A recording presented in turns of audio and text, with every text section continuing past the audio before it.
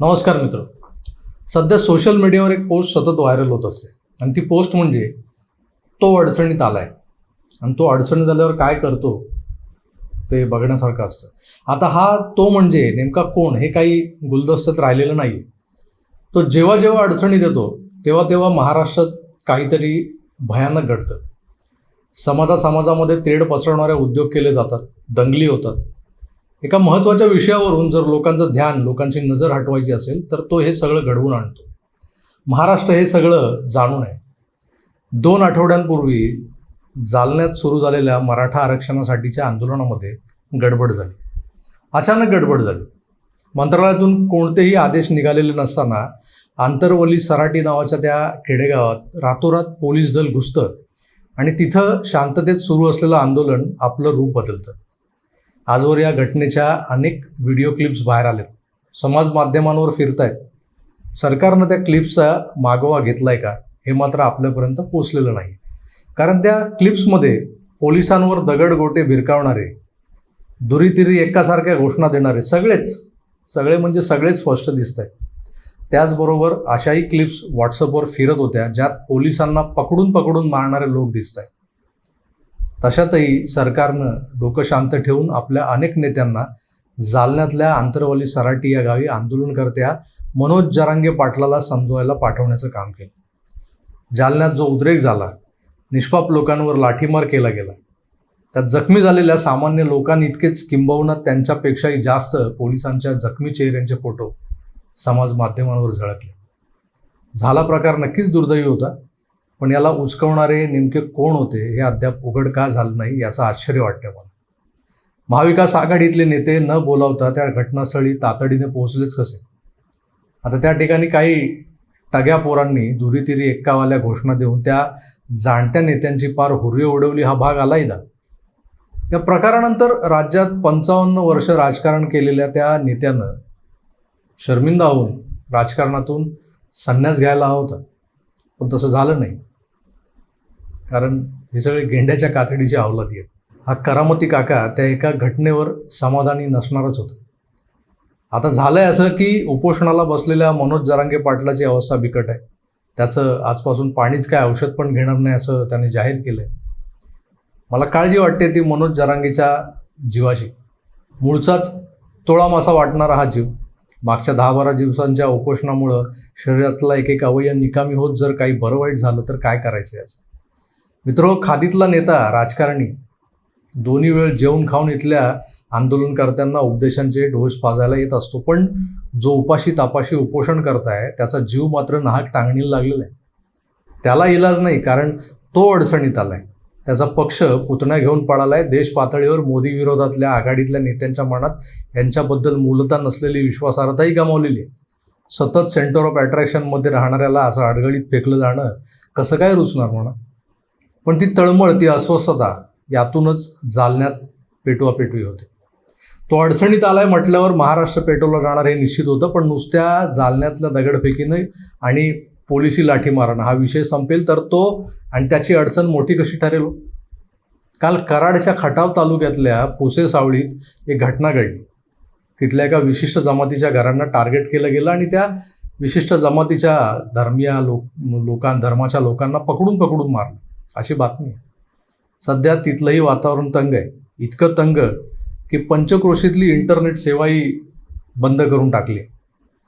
या घटनेमागची पार्श्वभूमी सांगतो. याच गावात मागच्या श्रावण अधिक मासात जो ज्ञानेश्वरीचं पारायण सुरू होतं, त्या दरम्यान हे शांतिप्रिय जमातीचे लोक पारायणाच्या मंडपाबाहेर घुटमळणं, काहीतरी खोड काढता येते का हे बघणं असे उद्योग करत होते. त्याच वेळेस तिथल्या स्थानिकांनी या टावळांना चांगली समज दिली. त्यात त्या पारायणाला प्रतिसाद जबरदस्त मिळत होता.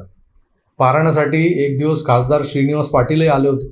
अगदी पारायण संपेपर्यंत त्या दिवशीचं हजर होते. खासदारांना तिथं पाहून काहींना नक्कीच आश्चर्य वाटलं होतं, पण आले असतील, देवाचं काम आहे. तुम्हाला ठाऊकच आहे, पश्चिम महाराष्ट्रात मोठ्या प्रमाणात लव्ह जिहाद आणि लँड जिहादचे प्रकार होते. बऱ्याच ठिकाणी हिंदूंची ताकद कमी पडते आणि पीडितांचे हाल होत आहेत. अनेक ठिकाणी पोलीस किंवा प्रशासनही म्हणावी तशी मदत करत नाही अशी स्थानिक हिंदू बांधवांची तक्रार असते. पण पुसे सावळीत जे घडलंय ते विचार करायला लावणार आहे. एरवी लव जिहाद असो वा हिंदू मुसलमानांचा तंटा, यात सहसा राष्ट्रवादीचे कार्यकर्ते सहभागी होत नाही. सातारा, कराड, सांगली ते कोल्हापूर या पट्ट्यात मुसलमानांची मुजोरी वाढू लागली, त्यांची संख्याही वाढली आणि इतके दिवस ते गपगुमान सहन करणारे हिंदू आता पेटून उठलेत. त्याचं उत्तम उदाहरण म्हणजे मागे कोल्हापुरात झालेल्या दंगली. आता पुसे सावळीचं म्हणाल तर तिथलं पारायण आटोपलं आणि सोशल मीडियावर एक पोस्ट पडली. काहींनी ती आपल्या स्टेटसवर ठेवून नेहमीप्रमाणे हिंदूंना डिवसण्याचा उद्योग केला. आता हे करणाऱ्यांची जी मोडस ऑपरेंडी आहे ती नेहमीचीच होती. अल्पवयीन मुलांच्या मोबाईलवरून हे स्टेटस ठेवायचं आणि ते व्हायरल करायचं. याही वेळेस शिवाजी महाराजांच्यासह प्रभू श्रीराम आणि सीतामाईबद्दल अश्लाघ्य भाषेत काहीतरी लिहून ते व्हायरल करण्यात आलं आणि त्याचं पर्यावसन असं झालं की पुसे सावळीत दंगल घडली. थोडंसं थांबा मित्रांनो, पुसे सावळीत दंगल घडली की घडवली याबद्दल आता या क्षणी आपण भाष्य करणं चुकीचं आहे. पण मागच्या 6 महिन्यातला घटनाक्रम पाहता प्रत्येक वेळी हिंदूंच्या पोरींना भुलवून किंवा दहशतीनं नादाला लावणं, लव जिहादच्या नावाखाली त्या पोरींची उपयुक्तता संपली, एकदा काम झालं की त्यांना बेदखल करणं किंवा मारून टाकणं हे प्रकार सर्रास सुरू होते. अनेक घटना आपल्या नजरेसमोर घडत होत्या. गेल्याच महिन्यात कराडमध्ये एका गावात बापाचं छत्र हरवलेल्या, उघड्यावर पडलेल्या एका हिंदू कुटुंबातल्या सुस्वरूप पोरीला फूस लावून अरब राष्ट्रात नेण्याचा डाव आपल्या तिथल्या स्थानिक कार्यकर्त्यांनी आणि हिंदू बांधवांनी उघडा पाडला, हाणून पाडला. माझ्या जेव्हा कानावर ही गोष्ट आली तेव्हा मी स्वतः या प्रकरणात काहीतरी मदत व्हावी यासाठी विक्रम पावसकर साहेबांशी बोललो होतो. ते तिकडे भाजपचे नेते आहेत आणि हिंदू जन आक्रोश मोर्चा जो आहे त्याचे ते पदाधिकारी आहेत. आदल्या दिवशी हे घडलं आणि नेमका दुसऱ्याच दिवशी आमच्या मिरजेतला तो कार्यक्रम होता आमचा, मी, भाऊ, सुशील वगैरे. मी त्याच भागात होतो, पण त्या गावात वातावरण तंगच होतं. त्या कुटुंबाला भेटण्यास बंदी होती म्हणून मी दुसऱ्या दिवशी तिथं जाणं टाळलं. मला सांगितलं लोकांनी तुम्ही येऊ नका. मागे कोल्हापुरात सक्रिय हिंदू समाज एकवटला आणि त्याआधी सुरू असलेल्या छोट्या छोट्या कुरापतींचा योग्य तो बंदोबस्त केला गेला. पण सातारा, कराड या भागात ही एकजूट दिसत नव्हती. काल मात्र अचानक हिंदू एकवटले, त्यांनी त्यांचा राग दाखवला. मला आश्चर्य वाटण्याचं कारण हेच आहे की बाप आखिर बाप होत आहे वगैरे यासारखी जी स्टेटस ठेवून सरेआम उजळ माथ्यानं फिरणारे आजवर कधीच टार्गेट झाले नव्हते. पण काल अचानक कुठून तरी ही दंगल घडली. मुसलमानांची घरं टिपून जाळली गेली, 4 जणांना अत्यवस्थ होईपर्यंत मारलं गेले, त्यातला एक दगावलाय म्हणे. बाकीच्यातलं कोणी जगतंय वाचतंय का याची देखील शाश्वती नाही अशी स्थिती आहे. मला या स्थितीचा का कोण जाणे वेगळा संशय होतोय. हे कसं शक्य झालं? या शांतिप्रिय जमातीची मोडस ऑपरेंडी ते आता उघड झाली की अल्पवयीन मुलांच्या मोबाईलवरून असे उद्योग करायचे आणि त्या पोरांना पुढे करत समाजात तेढ निर्माण करायची. आणि हे समजून ज्यांना समजलेलं आहे त्या हिंदूंनी यावर एवढं तीव्रतेने व्यक्त व्हावं हा अनाकलनीय प्रकार आहे. हिंदूंना सराईत झाले होते, हिंदू सरावले होते या सगळ्या गोष्टी. या दंगलीमागे संतप्त हिंदूंपेक्षा एखादं षडयंत्र तर काम करत नसेल ना, या अँगलनी विचार करा. बरं, सातारचे राजे काल शाही मशिदीत गेले आणि असं काही अनाकलनीय बडबडले की कोणाच्या बापाला काही कळलं असेल तर शपथ.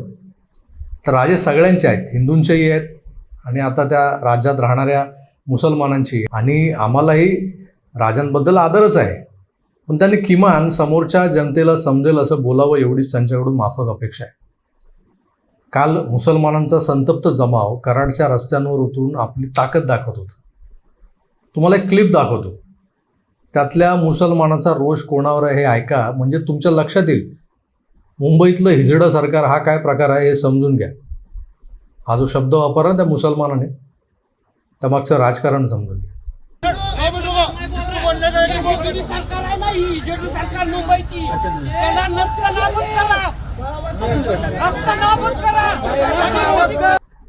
राज्यातल्या शिंदे फडणवीस सरकारला कोंडीत पकडायची ही आयती संधी जालना आणि पुसे सावळीतल्या घटनांमुळे कोणाला मिळाले याचा विचार तर करून बघा.